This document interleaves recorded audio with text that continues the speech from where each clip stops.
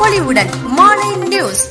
தரங்கம்பாடி அருகே காட்டுச்சேரியில் உள்ள விளையாட்டு அரங்கத்தில் மயிலாடுதுறை மாவட்ட அளவிலான தடகள போட்டி இன்று தொடங்கியது. 2 நாட்கள் நடைபெறும் இப்போட்டியில் 230 பள்ளிகளைச் சார்ந்த 680 மாணவ மாணவிகள் பங்கேற்றனர்.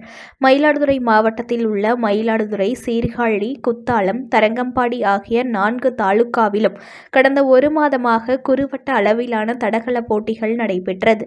அதில் வெற்றி பெற்ற 230 பள்ளிகளைச் சார்ந்த 680 மாணவ மாணவிகள் பங்கேற்கும் மயிலாடுதுறை மாவட்ட அளவிலான தடகள போட்டி தரங்கம்பாடி தாலுகா சமத்துவபுரம் விளையாட்டு அரங்கத்தில் இன்று தொடங்கியது. மாவட்ட முதன்மை கல்வி அலுவலர் ஜெகநாதன் தலைமையில் 2 நாட்கள் நடைபெறும் இப்போட்டியில் ஓட்டப்பந்தயம், நீளம் தாண்டுதல், உயரம் தாண்டுதல், குண்டு எறிதல், ஈட்டி எறிதல் என மொத்தம் 86 பிரிவுகளின் கீழ் போட்டிகள் நடைபெற உள்ளது. மயிலாடுதுறை மாவட்ட அளவிலான தடகள போட்டியில் சிறப்பு அழைப்பாளராக பூம்புகார் சட்டமன்ற உறுப்பினர் நிவேதா முருகன் கலந்து கொண்டு போட்டியினை துவங்கி வைத்து இன்று நடைபெற்ற போட்டியில் வெற்றி பெற்ற மாணவ மாணவிகளுக்கு பரிசுகள் மற்றும் பாராட்டு சான்றிதழ்களை வழங்கினார்.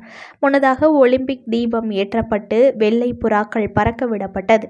மேலும் இப்போட்டியில் வெற்றி பெறும் மாணவ மாணவிகள் மாநில அளவிலான தடகள போட்டியில் பங்கேற்க உள்ளனர் என்பது குறிப்பிடத்தக்கது.